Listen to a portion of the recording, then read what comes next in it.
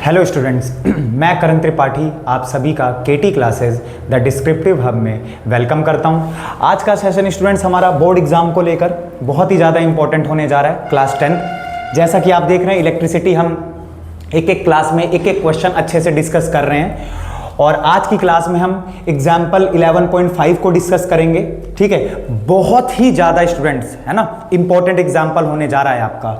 और ये जब बोर्ड एग्जाम में आया है, इसकी कैलकुलेशन ने स्टूडेंट्स को बड़ा परेशान किया है। तो मैं पूरी कैलकुलेशन करके आपको दिखाऊंगा कि कैसे इसमें हमें रेजिस्टिविटी निकालनी है। चलिए स्टूडेंट्स, तो हर बार की तरह क्वेश्चन को पढ़ना स्टार्ट करते हैं। आपके पास जो मेटल वायर है ना, जिसकी लेंथ है 1 मीटर, उसका जो रेजिस्टेंस है स्टूडेंट्स वो 26 ओम हमें दे रखा है एट 20 डिग्री सेल्सियस। टेम्परेचर वगैरह का हमें क्या ही लेना, हमारे आप कभी भी देखेंगे कि आपको रेजिस्टेंस दिया है और अगर आपको what will be the resistivity, आपसे अगर रेजिस्टिविटी पूछी जा रही है, क्या पूछी जा रही है? रेजिस्टिविटी। तो स्टूडेंट्स आपको ध्यान रखना है, बिना टाइम को वेस्ट करते हुए एक एक बात को अच्छे से यहां पर आपको समझना है। चलिए स्टार्ट करते हैं। तो करण भैया रेजिस्टिविटी पूछी हमसे और रेजिस्टिविटी पूछी और रेजिस्टेंस गिवन है, रेजिस्टेंस गिवन है। तो आप ध्यान रखेंगे रेजिस्टेंस और रेजिस्टिविटी में क्या रिलेशन होता है। आई होप आपको पता होगा कि रेजिस्टेंस जो होता है वो लेंथ के डायरेक्टली प्रोपोर्शनल होता है और रेजिस्टेंस हमारा एरिया ऑफ क्रॉस सेक्शन के, उस वायर के एरिया ऑफ क्रॉस सेक्शन के इनवर्सली प्रोपोर्शनल होता है। और जब इन दोनों को हम लेंथ और एरिया को, है ना, इक्वेशंस हमने बनाई हुई है, अच्छे से हमने समझा हुआ है कि ये फॉर्मूला कहां से आया हुआ है। तो फिर भी मैं समझा दे रहा हूं कि रेजिस्टेंस जो है वो लेंथ के डायरेक्टली प्रोपोर्शनल होता है, एरिया के इनवर्सली प्रोपोर्शनल होता है और ये आपका एक कांस्टेंट है जिसका नाम होता है इलेक्ट्रिकल रेजिस्टिविटी। ठीक है, तो आप ध्यान रखेंगे यहां से जो रेजिस्टिविटी का फॉर्मूला बनेगा वो क्या होगा? R इंटू ए अपॉन एल। रेजिस्टिविटी का क्या फॉर्मूला बनेगा? रेजिस्टेंस इंटू में एरिया अपॉन में लेंथ। तो क्योंकि मुझे रेजिस्टिविटी निकालनी है और करण भैया हमारे पास रेजिस्टेंस गिवन है 26 ओम। कितना गिवन है स्टूडेंट्स? 26 ओम। वहीं पर अगर हम बात करें, हमें वायर का डायमीटर दे रखा है 0.3 mm, तो डी है मेरे पास 0.3 mm, है ना।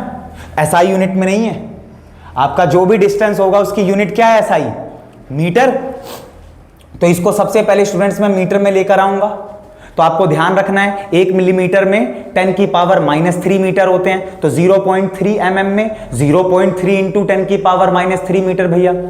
ठीक है, मैंने बोला ये लीजिए, आपको पता है तो हमने कर दिया। थोड़ा सा ले आओ इसको, है ना, डेसिमल से बाहर, तो पॉइंट हटाऊंगा तो 10 करूंगा, तो यानी करण भैया ये 3 इंटू में 10 की पावर -4 मीटर हो गया। ठीक है, 11 बज रहे हैं, 11 बजे आपका ये सेशन चल रहा है, तो 3 इंटू में 10 की पावर -4 मीटर, रात के 11। ठीक है, तो अब देखिए ये आ गया मेरे पास डायामीटर। करण भैया डायामीटर की कहां से जगह आ गई?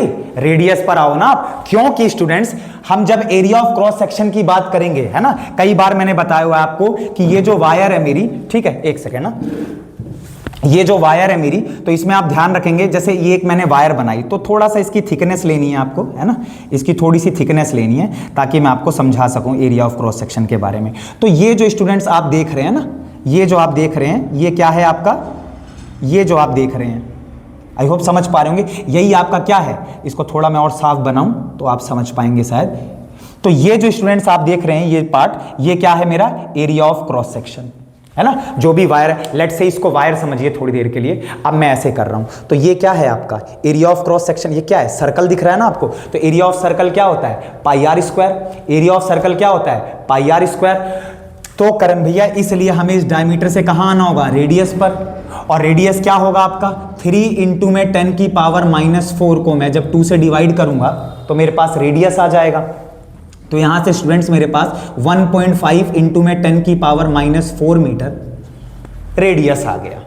क्यों निकाल रहे करण भैया? डायमीटर, रेडियस, ये सब क्या चल रहा है बेटा? ये चल रहा है ना आपका एरिया ऑफ क्रॉस सेक्शन। तो आपको ध्यान रखना है भाई, रेजिस्टिविटी निकालनी है आपको। कैसे निकालोगे? रेजिस्टेंस, एरिया और लेंथ की मदद से। लेंथ 1 मीटर दे रखी है, डायामीटर आपको क्या दे रखा है? 0.3 mm। तो 0.3 mm को आपने मीटर में चेंज कर लिया।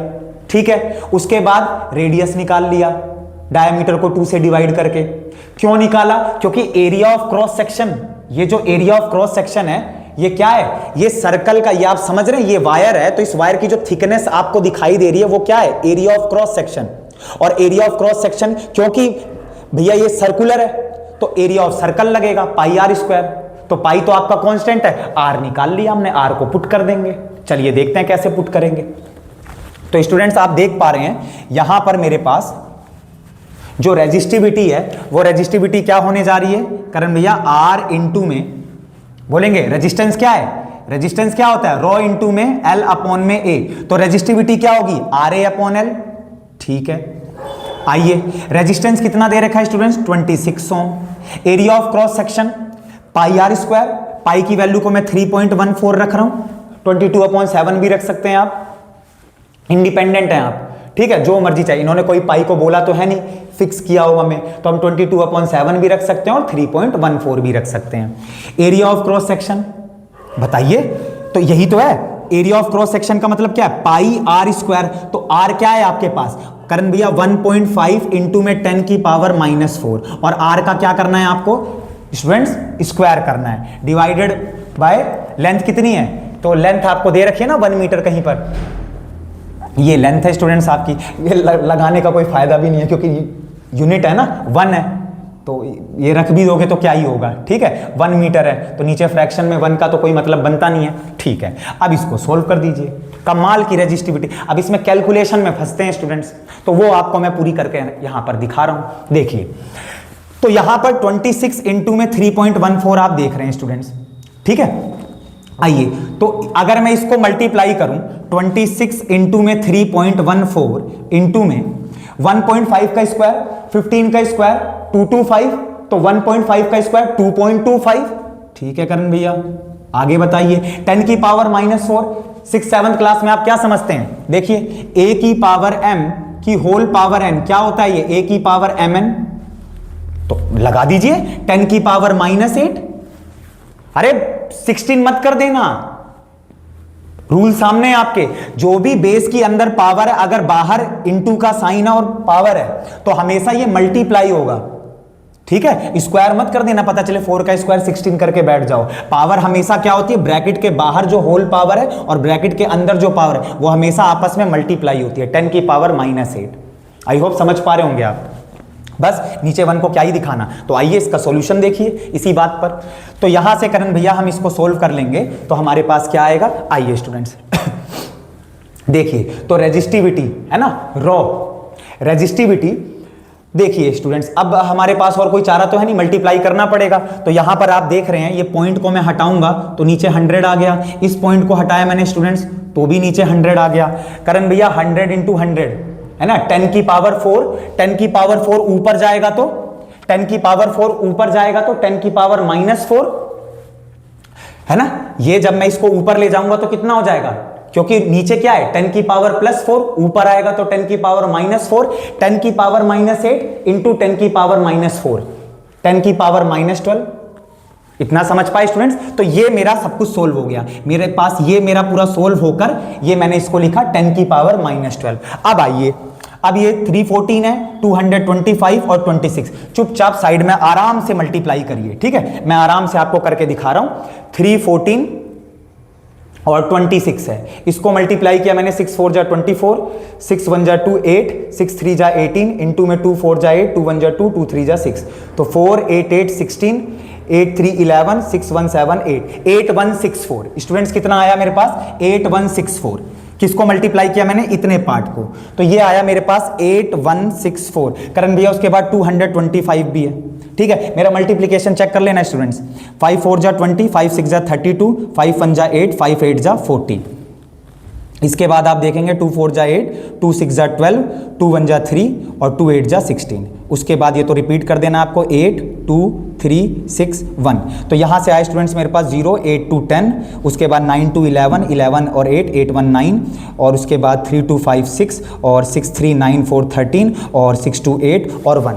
तो करण भैया हमारे पास जो पूरा मल्टीप्लाई कर, स्टूडेंट्स देख सकते हैं आप, ये पूरा मैंने मल्टीप्लाई किया तो क्या आया मेरे पास 1836900, ठीक है। तो मेरे पास आया 1836900। कोई भी दिक्कत है तो बताइए, इतना प्यारा मल्टीप्लिकेशन हमारा यहां पर रिजल्ट निकल कर आया, तो 1836900 इंटू में 10 की पावर -12। तो करण भैया ये तो बड़ा आसान सा मल्टीप्लीकेशन था, कोई दिक्कत तो नहीं हुई इसमें, आराम से हमने मल्टीप्लाई कर लिया, डेसिमल को अपना हटा के नीचे 100 से बैलेंस करके सोल्व कर लिया। तो यहां पर आप देख पा रहे हैं स्टूडेंट्स, ये 10 की पावर -12 है, ठीक है, ये 10 की पावर आपके पास क्या है, -12 है। देखिए तो अब आगे क्या, अब देखो आपको ध्यान रखना है, क्लास 11th में मैं समझाता हूं केमिस्ट्री में, है ना, सिग्निफिकेंट फिगर्स वगैरह की जब हम बात करते हैं स्टूडेंट्स, आप, और जरूरी नहीं है 11th की, आपने 7th क्लास में भी सीखा होगा एनसीईआरटी में, क्या कि जब भी आपको स्टैंडर्ड फॉर्म लिखनी होती है, जब भी आपको स्टैंडर्ड फॉर्म लिखनी होती है, तो आप ध्यान रखेंगे 10 की पावर के साथ जो भी प्लस में है या माइनस में है, उसके साथ जो भी बड़ी वैल्यू है उसको आप 1 to 9 में लेकर आएंगे। इतनी सी बात इस क्वेश्चन के लिए ध्यान रखनी है। और इसी में हम, पहली बात हमारा मल्टीप्लिकेशन ही पता नहीं क्यों गलत हो जाता है, साइड में रफ वर्क आराम से करिए, ये क्वेश्चन जब भी आएगा आपको पूरे मार्क्स देकर जाएगा, 3 मार्क्स। आ रही है बात समझ में बोर्ड एग्जाम में? तो आप इसको, मैंने क्या सिखाया, स्टैंडर्ड फॉर्म में लाना है। 10 की पावर के साथ, 10 की पावर है आपके पास कुछ भी, तो उसके साथ जो वैल्यू है उसको स्टैंडर्ड फॉर्म में कैसे लाया जाता है, 1 to 9 के बीच में। स्टैंडर्ड फॉर्म का मतलब क्या है कि आपके पास कोई वैल्यू 10 की पावर में है, चाहे वो पावर 10 की पावर प्लस में हो, चाहे वो माइनस में हो, तो उसके साथ जो भी आपके पास वैल्यू है उसको आप किस में लेकर आएंगे, डेसिमल में। डेसिमल में का मतलब है 1 to 9 के बीच में। तो इतने सारे को मैं 1 से 9 के बीच में करूं, 1 से 9 के मतलब आप समझ रहे हैं ना, यहां पॉइंट लाना है मुझे, मैं ये कहना चाह रहा हूं। ये करण भैया पता नहीं कितना है, 1,83,000 है ना, आप 18,36,900, तो इसको मुझे क्या करना है, यहां पॉइंट लगाना है, क्योंकि यहीं लगाऊंगा, यहां लगाऊंगा तो भी 18 से ज्यादा हो जाएगा। और मेरे को क्या करना है, स्टैंडर्ड फॉर्म क्या कहती है, 10 की पावर के साथ जो भी वैल्यू होगी वो 1 to 9 के बीच होगी। इतनी सी बात करण भैया की ध्यान रखनी, ये क्वेश्चन खत्म, तहस नहस हो जाएगा। आइए, लेकिन करण भैया पहले इस जीरो को तो भगाओ, तो मैंने कहा ये लो 18369 इंटू में, इसको मैं क्या बोल सकता हूं, 10 की पावर 2 इंटू में 10 की पावर -12।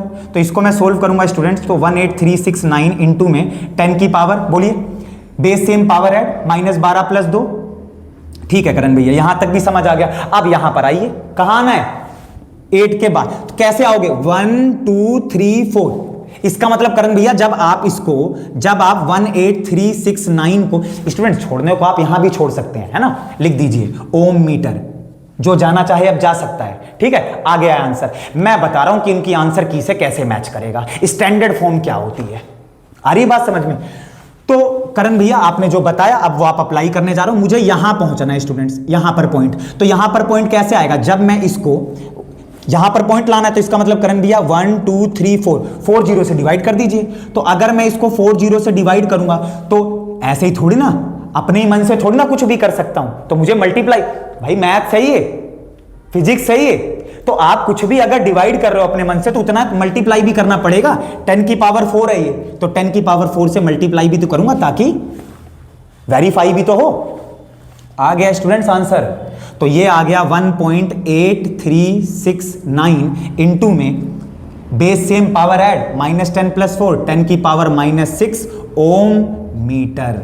ये मेरी है रेजिस्टिविटी, ये मेरी क्या है स्टूडेंट्स, रेजिस्टिविटी, ठीक है, इलेक्ट्रिकल रेजिस्टिविटी।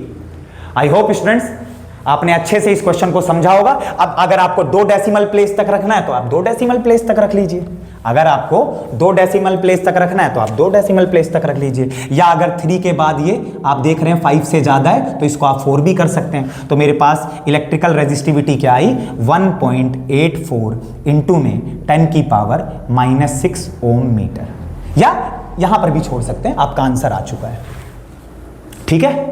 अब बताइए इस क्वेश्चन में थोड़ी सी भी परेशानी हो तो, पता नहीं कैसे हम इस क्वेश्चन को लेकर बड़ा एकदम हो हल्ला मचा देते हैं, इतना आसान सा था, सारा मल्टीप्लिकेशन मैंने आपको करके दिखाया स्टूडेंट्स। तो इसी बात पर अच्छे से आप इसको रिवाइज करके रखेंगे। मिलते हैं नेक्स्ट सेशन में, सी यू ऑल स्टूडेंट्स।